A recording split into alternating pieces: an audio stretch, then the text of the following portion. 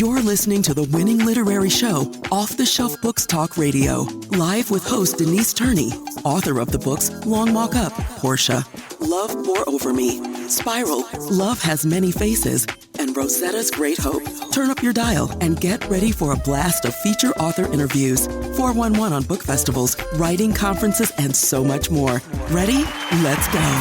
Produces the marvelous. And that quote is from Amelia Barr. Good morning, good morning, good morning. And I want to welcome and thank our loyal listeners. We've been on the air 18, going on 19 years. I'm telling you, I had no idea I would ever even be doing. It started as a real radio show.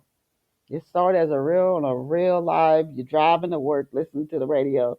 Off the Shelf was on the radio. And then we moved over to podcasting after about somewhere 3 to 5 years. Um, I never thought I'd be doing this. And we go on 19 years. So thank you to our loyal listeners who have been with us the entire way. And if this is your first time, what am I going to do on this Saturday morning? Here where I am, it's raining today.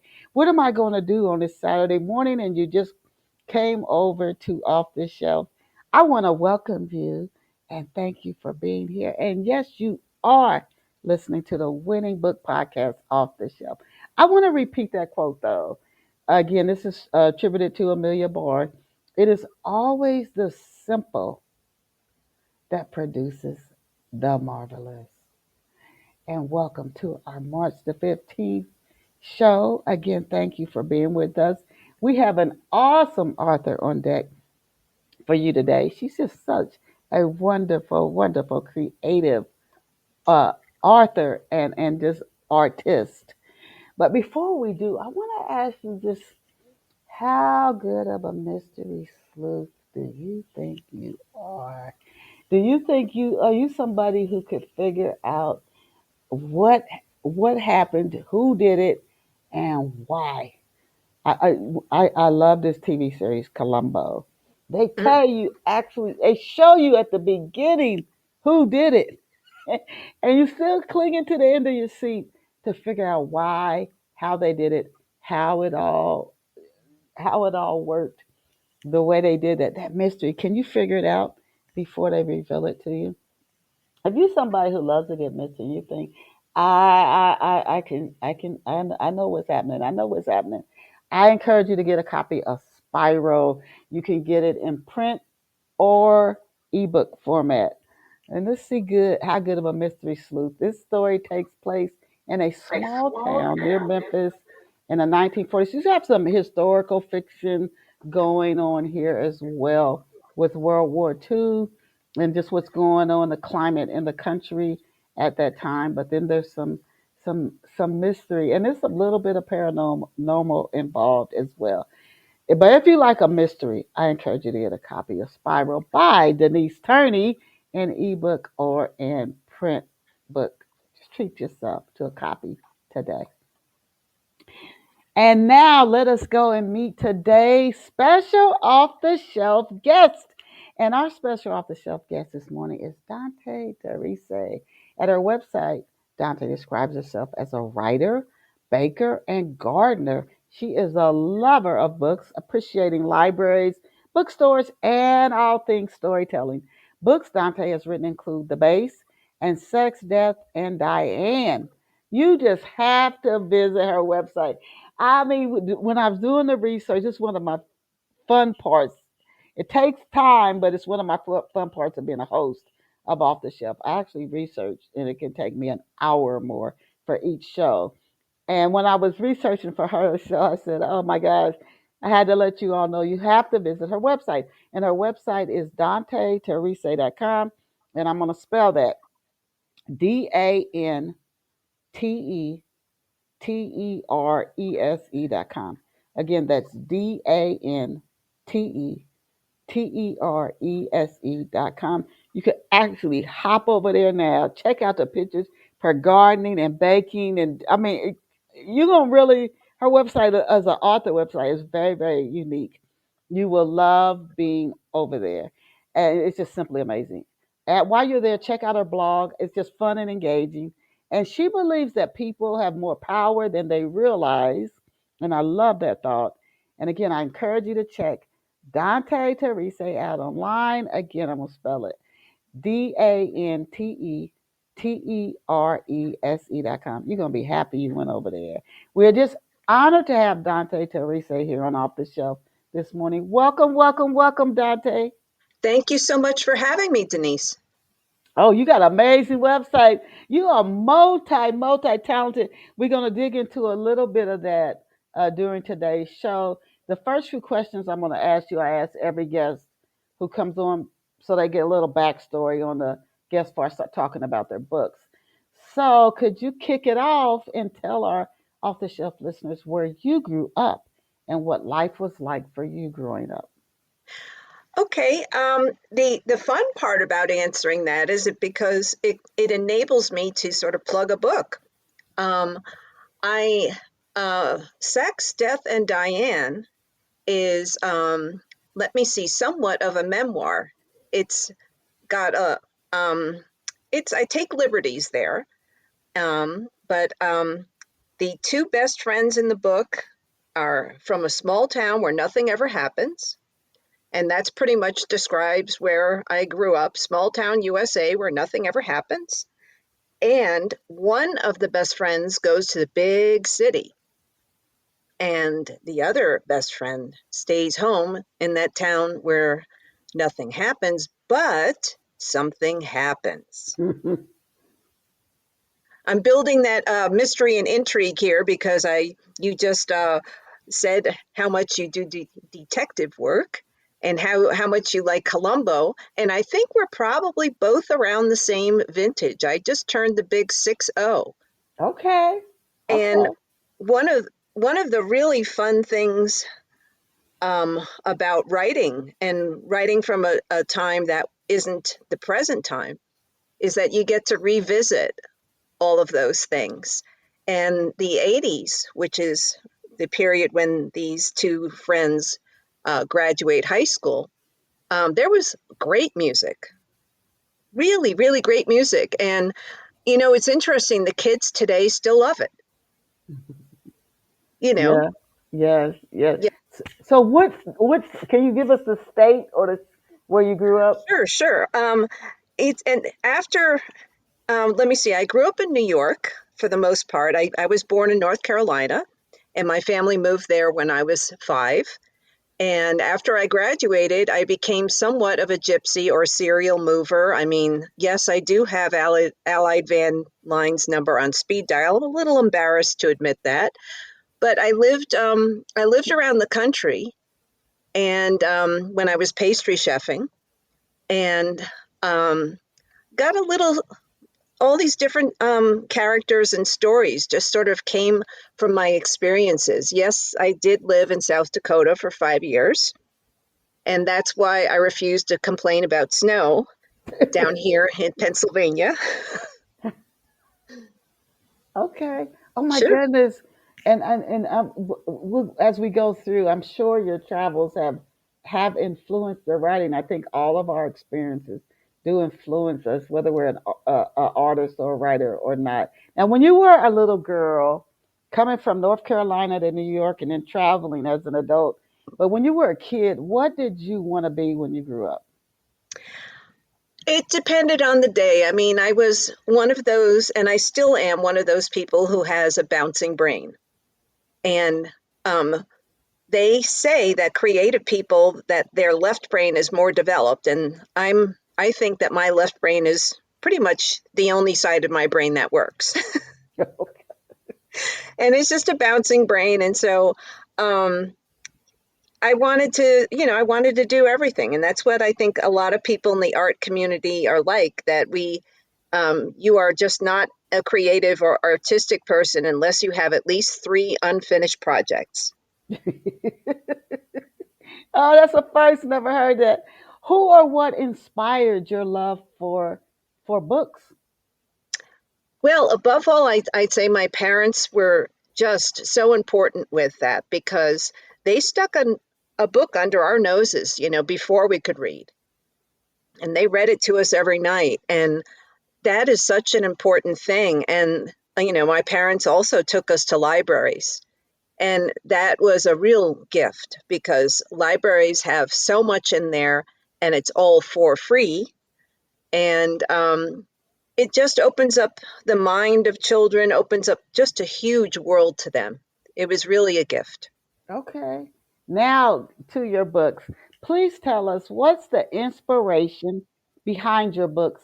And you told us it's sort of a semi memoir you took liberties with, but what was the inspiration behind you actually sitting down and writing Sex, Death, and Diane? Well, Sex, Death, and Diane, I was in a very, very long blizzard season in South Dakota, and where the only thing you can really venture out for is work. And that, was kind of confining, but a lot of people in South Dakota, especially in areas that are impacted by severe weather a lot of the time, they become good at things. I mean, there are some phenomenal quilters and stuff like that. And so, Sex, Death, and Diane, I wanted to, acknowledge some of the heroes and some of the wonderful things that existed during the 80s. And during the 80s, I mean, there was an explosion of activism, especially on the medical front, where unfortunately there was an epidemic. I mean, there was the AIDS epidemic, but it made so many courageous people come out and really speak in favor of medical research and, getting resources to people who needed it. And, those of us who have like a chronic condition, we really owe them a big thank you because the research was not only done in the field of HIV and AIDS, they opened the door for research to be done for everything. And, medications that used to come to market a very, very long time, it shortened that amount of time. And they helped so many people with their activism. And so that's a small piece of the story. I don't want to Okay. give it all away. So as those things were happening in the 80s, you wanted to capture that time, it seems. So you sat down and wrote the book Sex, Death, and Diane. Now Hmm. please introduce us to Sarah. Tell us about her background, her motivations, her personality. Okay, so Sarah is the protagonist, which is, based on me. And Sarah comes from this very sheltered life and really has her eyes opened in the big city. Even though she's in a college and that's a semi sort of protected environment where people recognize that even though you're 18 and, legally an adult, that you do need someone to kind of watch over you and help you, with your decisions and such.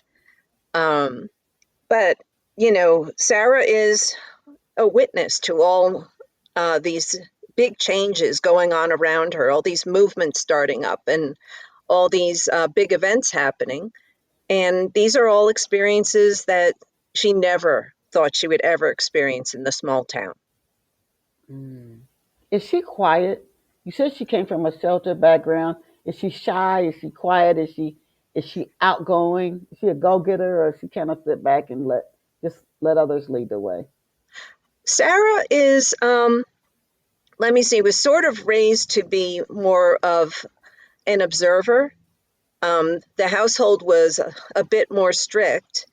And some of that came from experiences that happened to her mother. Her mother lost a child Mm. and was very, very protective after that. Some would say maybe overprotective. And Sarah had a chronic medical condition, so she really was, very, very protective. She didn't want to go through that again. And so Sarah isn't really someone who initiates things, but if other people initiate, she'll participate. Ah, okay. Okay. Now, how old are Sarah and Diane when they meet? You say they grew up together. How Yeah. old are they when they meet? Well, they were neighbors. and they met very early childhood, like maybe around 5 or so, through the Oh, schools and okay. all of that. And they grew up together, and um, Diane's household was sort of a second home for Sarah. Can you now it's making me interested. Can you give us a like a little mini overview of Diane, just to paint her what she's like. I want to see how similar and different they are. If you could describe Diane, what drives her? What's she like? What's her personality like? Diane is a little bit more adventurous, and some of that is because she had lost her father. And because she lost her father kind of young, and her mother was left to raise the kids on her own, um, she had more freedom, and her mother was really not overbearing or micromanaging or anything like that. So that household was a really good influence on Sarah because um, Diane's mother kept it real. You could go up to Diane's mother and ask her anything, and she would give you an answer. Mm. And it was really important for to Sarah to have someone like that in her life.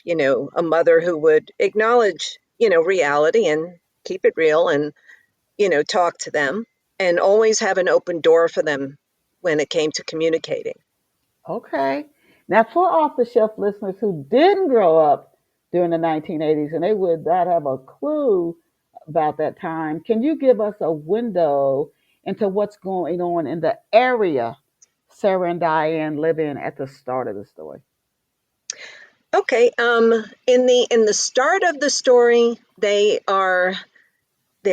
two very, very bonded friends that are young, and they are growing up together almost like sisters because they live so close. And one was either at one's house. Most of the time, Sarah was at Diane's house uh, because Sarah's mother was, just had some issues, and was one of the ways that she expressed her grief and everything like that was constantly sort of cleaning the house and Mm, managing the house. So Sarah going over to Diane's place where they could experiment and try to make food and things like that, and just in general make a mess sometimes.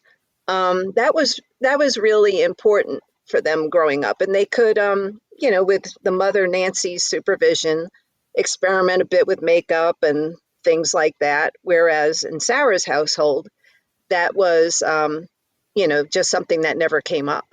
mm. Wow, they are different. I like how it's good. They're friends, but they came from different backgrounds, so they're not going to be just the same, which can be very good for creating reader interest in what's going to happen in the story. Now, Mhm. how does you said there's a lot going on in 1980s, AIDS, the AIDS epidemic, HIV, people scared to death of different things. How does what's happening in the country uh, when in this time of the story, the 80s, does it impact or change? I mean, drastically change Sarah or and Diane? Well, I think in a lot of ways they had sort of their perfect little bubble of this small town that was where nothing ever happened. Um, the veil was lifted. I mean, it's that sort of coming of age tale where you suddenly learn that the protective little cocoon that you live in and stuff, that the real world isn't always totally like that. That there are some bumps in the road. There are some unpleasant things that you would kind of shelter a child from. And so when they both went their separate ways, when Sarah went to school in the big city and Diane stayed in the small town, of course the news and the TV talk shows of the day were talking about the real world issues. It's just that the real world was coming into their world. Mm. Oh my gosh, Sarah's the one. Oh, the one who grew up protected. She's the one who is. Well, Oh it's a my goodness! mystery. Are any scenes in Sex, Death, and Diane based on? I know you said it's kind of a memoir, but if you could tell us maybe two scenes that are happen in the book that readers would know this actually did happen. Okay. One thing that so many females have called me out on, and everyone laughs at it. So if you're a man in the audience, I'm not offending you with this, but the lady in your life will be able to relate to this. It's how when you go into the store and you try on a color of makeup on the back of your hand, which is the way they let you try that, and then you look at it and it looks great. And then you go home and you put it on, it looks awful. And so there's sort of this urban myth about how makeup looks different in the store because they have different lights there, or they have some kind of Ah. tech gremlins there, or whatever. So that it's a conspiracy. And then what happens is you buy this makeup and you can't return it, you know, and then you have to go out and buy more makeup because it doesn't work with your skin, and you can't give it to your friend because you've already put it on your mouth, you know. Oh So gosh. Oh, yes. okay. Oh, that's a good one. What have readers been saying about Sex, Death, and Diane? What have some of the feedback you've been getting from readers? Well, I think um, a lot of people have gone on YouTube and looked up things about the organizations that were doing the activism on campuses and by City Hall and down by Wall Street and such with regard to the AIDS epidemic. And they reported things back to me, and I went on YouTube Mm. and I looked on some of these videos, and you know I remember what I had gone through, but I didn't realize how intense that was. I Ah, didn't realize um, how many communities had people that you know would like want to quarantine a house. mm. The things that we later sort of experienced in the very early stages of the COVID pandemic. Yes, yes. Yeah. Interesting. Very interesting. Now, pivoting to your next book, can you give us a brief overview of your book, The Base? Okay. Well, I when I first wrote the base, um, people said you can't kill these characters. You can't end the story. We don't kill the Bugman. Everyone was in love with the Bugman, and they all said you need to write a sequel. And so I wrote a sequel, and it folks encouraged me to adapt it to film, which is what I'm presently doing. Mm. And we're shooting a trailer, and we are trying to make the series, the book series, into a streaming series, Okay. which has, it's crazy, but I love dealing with actors now and seeing three-dimensional living people who are portraying the people that I had on a page. Wow. So, can you tell us? You said the Bug Man. What is the story about for our listeners who've never? This is their first time hearing about the base. Okay, so the base, I'll summarize it really tightly here. The base is the story of a special military base where if you are really, really good at something, if you're a really good research scientist, what they will do is instead of transfer you like every 3 to 4 years to random bases around the country, you are going to get transferred to the base. Mm. And that is where they send people like you, people who are just absolutely obsessed about one piece of knowledge and perfecting that. And so these scientists are together, and they each have vastly different areas of expertise, but the military coops them up in this very, very remote base and tells them that they have to make these top secret inventions quickly before a deadline. And they keep them on this very remote area with really bad weather, kind of like what I experienced in South Dakota. Because they, yeah, they want to keep others from coming over there Oh, to, okay. Yeah. to steal this stuff. But the spies, the thieves, and the other evildoers are not deterred, and they try to creep in there and steal that invention. Wow. Is this a work of fiction? As I was researching, I'm like, is this a work of fiction or nonfiction? And this is very different than your first book. So what attracted you to this particular story? Well, I'm a daughter of a research scientist. He was not a military research scientist.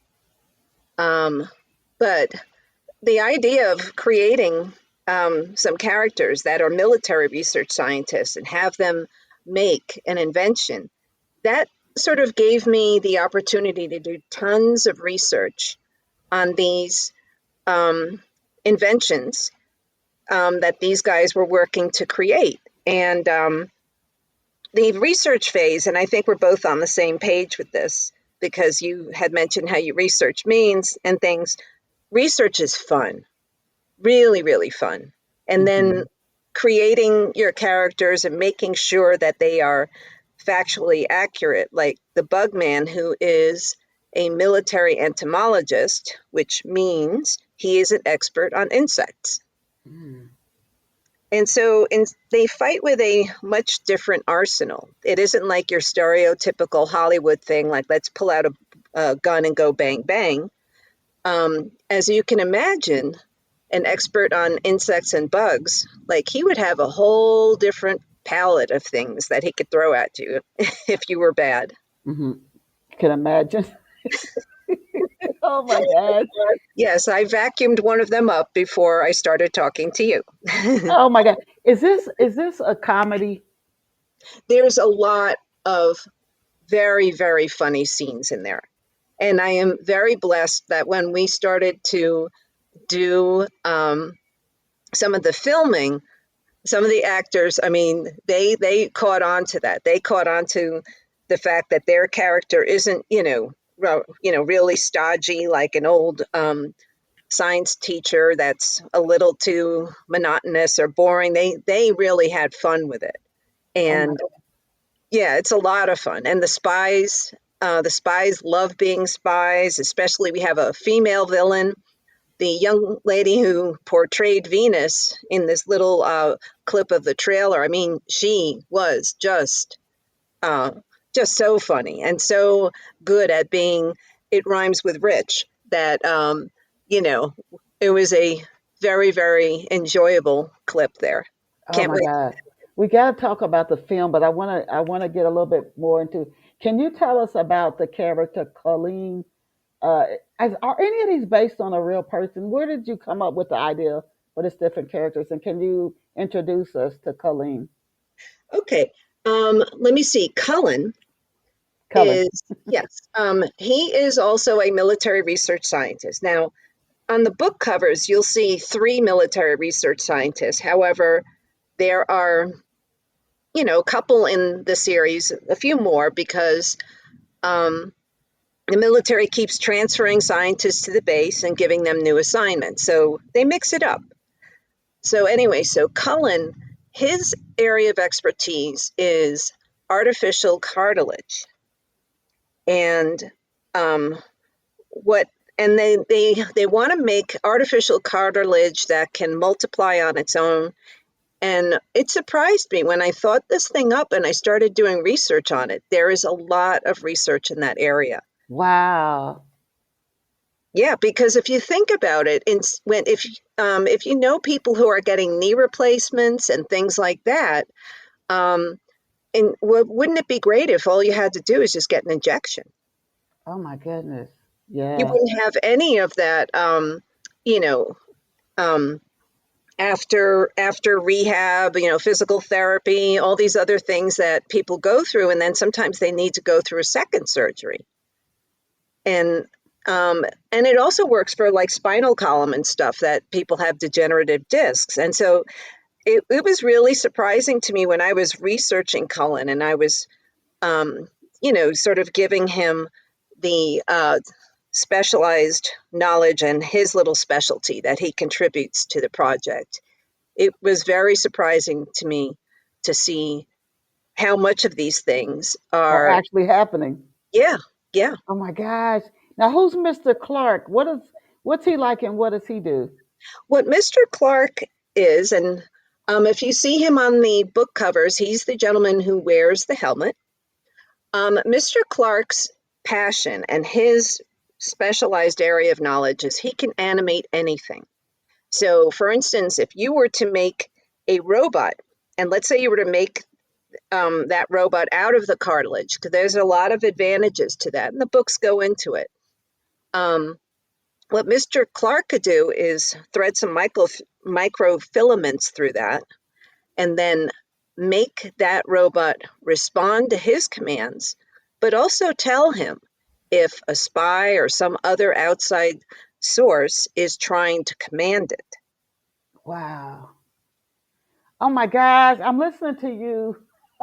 Oh my goodness, this is one thing I do love about Off the Shelf is the authors talk about their books, what inspired them. They go deeper into the inner workings. It's something you can't do with a book description. It's you almost have to talk to the author long enough to start digging into the real makings of the story. The ideal for this is so unique to me that I could see where if you're like your social media, whatever, if you got strong promo abilities, you understand the algorithms, I can see where this could take off. Now, introduce us, please, to the Bug Man, Hmm. and where and why did you get the Bug Man? How did you get this name? Well, the bug man is someone who grew up obsessed with insects. And he always wanted to study them, and he continues to study them passionately. Now, it's not too much of a stretch to think that you would have someone who's an expert in insects in the military doing design on some of their weaponry and stuff like that, because if you look at a helicopter, it does have similar properties to a dragonfly. Mm. And there are several pieces of military equipment that, if you look at them and you look at how they use, they do their mobility or like some of the exoskeleton, if you will, characteristics on these things, there are similarities to insects. And Yeah. and so what he does is he combines his brain power with Cullen and with Clark to make this invention, the first one, and then they're constant throughout the series. They are always fabricating these things. The military gives them a wish list of attributes. They call that a spec sheet. They want different characteristics to be in these inventions. Like it has to be able to withstand a certain temperature range because those are the temperatures it would be exposed to on the battlefield. It has to be able to withstand, getting wet. Um, and it has to be able to also recognize when someone else is trying to jam its signals and, operate it that shouldn't be doing that. And so, every couple of weeks or months, the military gives them a spec sheet, and the scientists, they have to pool their talent, expertise, and energies into making this thing. So book one is they're getting sent to the base, and they have directions to create this like a robot. That's is that accurate? And then can you tell us if so, what's going on in book two? Okay, so book one sort of does what we authors refer to as world building. It defines their little world, and then it defines, the expectations that you have. It starts with the newest scientist arriving. The other two, Cullen and Mr. Clark, have worked together, and the Bugman moves in. So so you start to learn, and then, of course, the day after someone moves in, the military gives you your top secret folder, and here's the wish list. Here's what you guys need to do. And so the book one spends, I would say, a good degree of time just, you know, getting you into their world. A good book, and I know you write also, a good book should feel like a vacation. When you open that thing up and you start reading, or you can also listen to it on the audiobook, you should be completely sucked out of your world and Yeah. transported into their world. Yes. Yeah. Hmm. And so, what book two and book three, which will be happening soon, what they do is they just, now that you sort of know the foundation and you know their world, what book two does and what book three is doing is it's further, you know, going on with that theme, and you get to meet some new villains, some new scientists, and there are new top secret projects that the military wants them to complete. And then there are more spies and more thieves that are trying to steal it. Mm. Now, what's the title of book two? Book three, you're still working on. What's the title of book two? Book two is The Base, book two. Okay. Yep. So you And just keep. Okay. Okay. mhm, Are as you were writing the base, mhm. did you in your mind see the story unfolding as a movie? So it's not coming to you in more maybe just words, but you're literally getting a visual image of of the story as it's coming to you. Is that how it? You did you see it unfolding as a movie while you were actually writing it? Well, when I write, I try to immerse myself in the surroundings the same way I would expect a reader to. I would expect that reader to feel like they're there. Because when I read other people's books, that is how I experience them. I feel like I am there. And so, I knew what the bug man would have in his house. I Okay. knew what, the base, the employee cafeteria, I knew what that would look like and what it would have in it. Now, I have a little bit of an advantage there because I have visited military bases. I have had some friends in there and stuff. Um, but so that is the mindset that I went into, that I have to immerse myself the same way I expect the readers to. And if my picture isn't clear enough, I have to make it clear. And Mm. the science has to be accurate. I was really afraid of my father reading the book because he's a real scientist. Ah, okay. And I thought he was going to be like, oh, this is not accurate or whatever, but I passed the dad test. I'm very thankful. Okay, thumbs up. Okay. What have readers been saying about books one and book two of the base? Well, people encouraged me to try to film it. They just they said that they thought it would really be cool if this could be a three-dimensional thing that people could look at and see the bug man, um, and then see some of the villains like Venus. Especially Venus has so many love haters, you know and Venus is the lady, like she's one of the chief spies. Is she uh, the only woman in the story? no, Okay. no, Okay. no. In book two we are introduced to Morgan, who is o- a scientist also and has a very advanced expertise in her field of study. Okay. And then there are the wives, who are the mothers of the children, of the two scientists, Cullen and Mr. Clark, who are featured um, in and out of the script at different parts. And so it's a diverse cast, and it is proudly diverse because the military is diverse. Now, are you actively involved? You said you're filming and you're loving it, and the actors and actresses in the who are doing the trailer are really enjoying it. Are you actually on set? Are you actively involved in the makings of the trailer? And then if it does take off, you're doing the streaming. Will you be actively involved in on set? I really want to be. I will be off screen, but I really I love the process of interacting with the actors and bringing it to life. I love shopping, so of course we have to go shopping and get props and get some of the clothes and things like that. You know, and the cool thing is that the book series is uh, based on an earlier time. It is based on late 70s. Mm. And so the technology and the spy capabilities and stuff like that are much different then.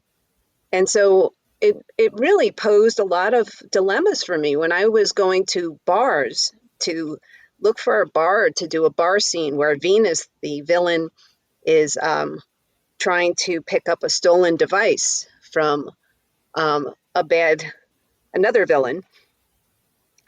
I had to find a bar that didn't have a flat screen TV. Wow. Oh my God. Oh my gosh. How Yeah, did, and so how hard was that? we were very, very fortunate that a restaurant in the area, really, really big restaurant, had a counter in it that looked similar enough to a bar Ah, that we could also remove the tech identifiers there, as I call them, like an actor wearing an iWatch or Apple Watch or whatever. okay. And everyone has to hide their cell phones and silence them. And so it has, it's been very funny for us who are working on the other side of the camera, to to get creative. The funniest thing and the hardest thing for me, we are shooting a gym scene at the end of this month. We have 2 scenes left, and so I had to find a gym without mirrors Mm. because if you're filming people in a gym, you're going to get the camera crew in all those. Oh, oh yeah. Yeah. Oh And my gosh. yeah, so finding sets is it is very challenging. You can rip your hair out and stuff, but when you finally find it, it's like hitting the lottery. You're like, yay! Oh my God. When if let's say you finish the trailer and everything's a huge success, if you do start to stream it and people can watch every week the next installment, when would you think that the streaming would of the story would begin? Well, the last shoot date is an outdoor scene. It's the only outdoor scene. We decided to film the indoor scenes through the winter, which and then save the outdoor scene for last, and that will be filmed on April 13th, weather permitting. Pray for good weather. Please, we need it. Because, getting 25 people together is not easy, especially when there are 2 holidays in the month of April. And Mm. what we are really, really hoping for is that after April 13th, we can go straight to editing. Tomorrow, we're finishing the backup music recording, um, which will, if everything goes well and there's no tech gremlins, that will be the foundation to layer the video clips on. And so I'm hoping that after April 13th, we will, be able to go and do the editing process, and then the trailer will be on my website. Um, and we will have it there for everyone to see. And then we will also use that as a marketing tool to get it into a streaming series. Oh my gosh, I gotta put that on my calendar. I want to come back. I gotta check out that. You know a lot about film. Did you ever study film, or how did you get your knowledge? This isn't a question I was going to ask you, but just listening to you, how did you come get the knowledge you have about film? I was fortunate that when I've always been in some facet of the arts.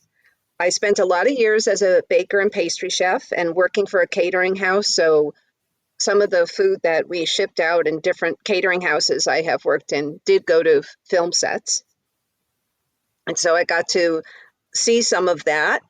And I also studied music and made some music before, so I got to have some knowledge in that area.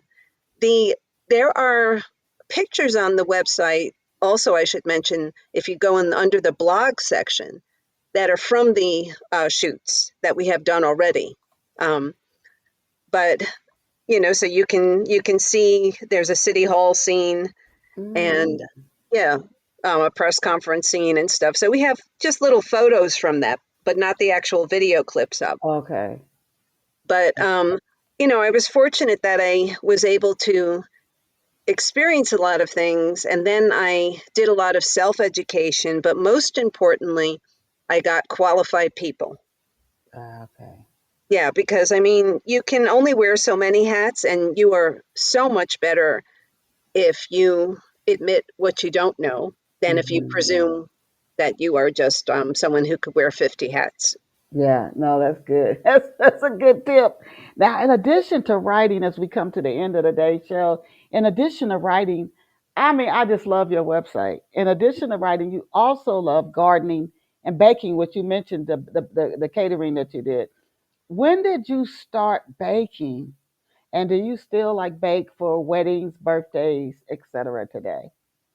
Okay, I've taken a bit of a leave of absence from the baking to focus everything full time on the writing.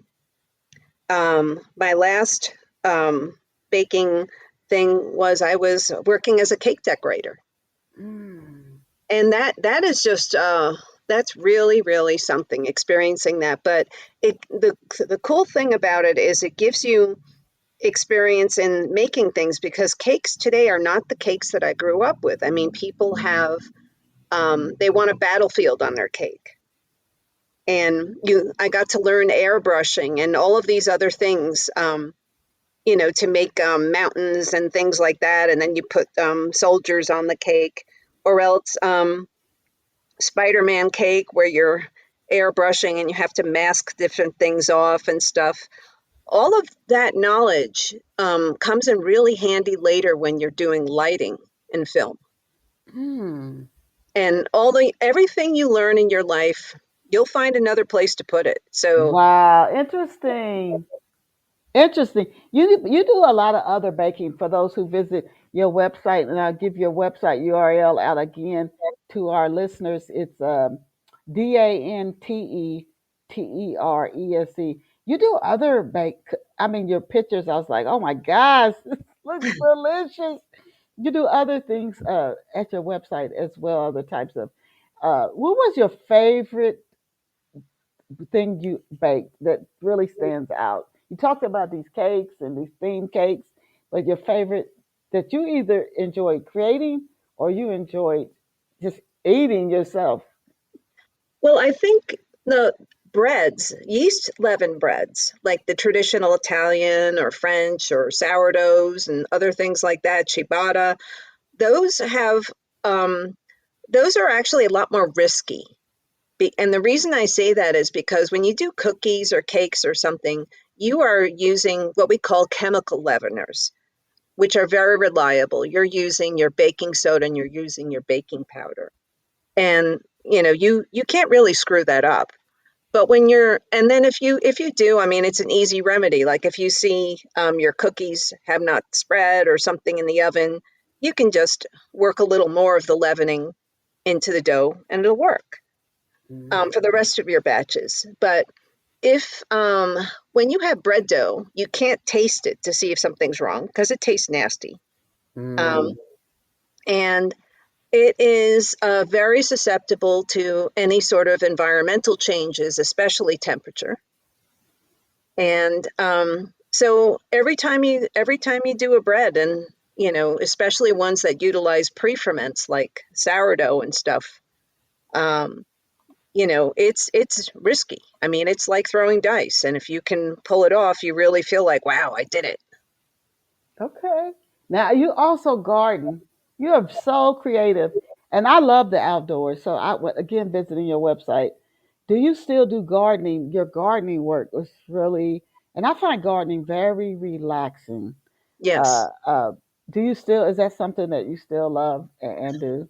I love it. And the pictures that you see on there are all volunteer gardens that I've made. And Wow. this fall is when you plant things like daffodils and iris.